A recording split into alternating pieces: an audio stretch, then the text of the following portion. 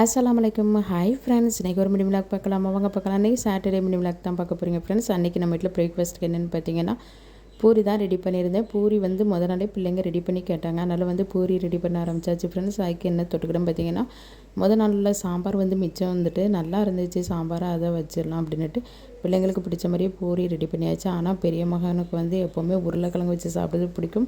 அவங்க எந்திக்கவே 9 மணி ஆகிட்டதால் நாளில் சாம்பார் வச்சு சாப்பிட்டுக்கிட்டு இருந்தோம். பிள்ளை உருளைக்கிழங்கு மசாலா தான் ரெடி பண்ணி கேட்டாங்க.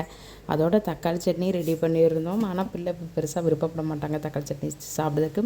வேறு என்ன சாம்பார் வச்சு பிள்ளைக்கு கொடுத்தேன். அப்புறம் நல்லா தான் இருக்குதுன்னு சொல்லி சாப்பிட்டாங்க. பூரி நல்லா மொறுன்னு இருந்துச்சு ஃப்ரெண்ட்ஸ். பிள்ளைங்களுக்கு ரொம்ப பிடிக்கும் பூரி அதனால் பிள்ளைங்க மொதல் நாளே சொன்னதால் பூரி ரெடி பண்ணியாச்சு. சூப்பராக பிரேக்ஃபாஸ்ட்டை என்ஜாய் பண்ணி சாப்பிட்டாச்சு. அப்புறம் கிச்சனுக்கு பார்த்தா சிங்கில் வேறு குமிஞ்சு கிடந்து பாத்திரம். இனிமேனா அதை கழுவுனா. அதுக்கப்புறம் வீட்டில் காய்கறி இருந்துச்சு. சரி காலி பண்ணிடலாமா அப்படின்னுட்டு அவரைக்காய் பீன்ஸ் எல்லாமே இருந்துச்சு. இன்றைக்கி பீன்ஸு கேரட்டை போட்டு ஃப்ரைட் ரைஸ் ரெடி பண்ணிடலாம் அப்படின்ட்டு தான். அதுக்கப்புறம் நான் சிங்கில் இருக்க பாத்திரத்தை கழுவிட்டு அப்படியே அடுப்பத்தை வச்சிடலாமா அப்படின்ட்டு அடுப்பத்தை வைக்க ஸ்டார்ட் பண்ணியாச்சு. அதுக்கப்புறம் பார்த்திங்கன்னா எங்கள் அம்மா காய்கறி நறுக்கிட்டு இருந்தாங்க. நான் கிச்சனில் உள்ள வேலையை பார்த்துக்கிட்டு இருந்தேன். கேரட்டையும் பீன்ஸையும் நறுக்கி தந்துக்கிட்டு இருந்தாங்க. பிள்ளைங்க பொரியல் வச்சா சாப்பிட மாட்டாங்க.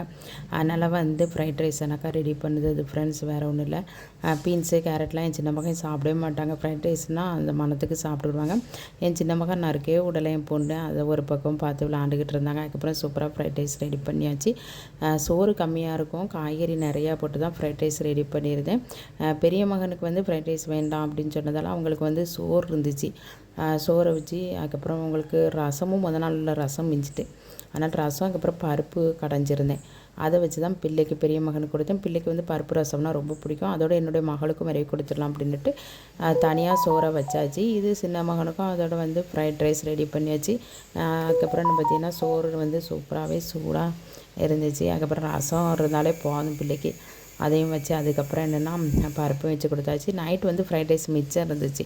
அதை வச்சு நாங்கள் சாப்பிட்டுக்கிட்டோம் நைட்டுக்கு. அதுக்கப்புறம் பார்த்திங்கன்னா சைடு பை சைடு பாவைக்காவும் இருந்துச்சு. அதை நம்ம போட்டால் வீணாக போயிருமே அப்படின்ட்டு சின்ன வெங்காயம் நிறையா சேர்த்து எனக்கு பாவைக்காய் பொரியல்னால் ரொம்ப பிடிக்கும். அதனால் பாவைக்காவும் வறுத்தாச்சு. அதுக்கப்புறம் பருப்பு கடையில் முளத்தை இந்த எண்ணெயில் போட்டு எடுத்து சாப்பிட்றதுக்கு யாருக்கெல்லாம் பிடிக்குன்னு சொல்லுங்கள் ஃப்ரெண்ட்ஸ். எனக்கு அந்த முளவத்தில் எடுத்து சாப்பிட்றது ரொம்ப பிடிக்கும். அந்த பருப்பு கடைஞ்சிட்டு லாஸ்ட்டு தாளிப்பு கொடுக்கும்போது கடுகு சின்ன வெங்காயம் அதோட முளத்தில் போட்டு வறுப்போம். ரொம்பவே டேஸ்ட்டாக இருக்கும் ஃப்ரெண்ட்ஸ். அன்றைக்கி நம்ம வீட்டில் இதுதான் சாப்பாடு ஃப்ரெண்ட்ஸ். Okay bye.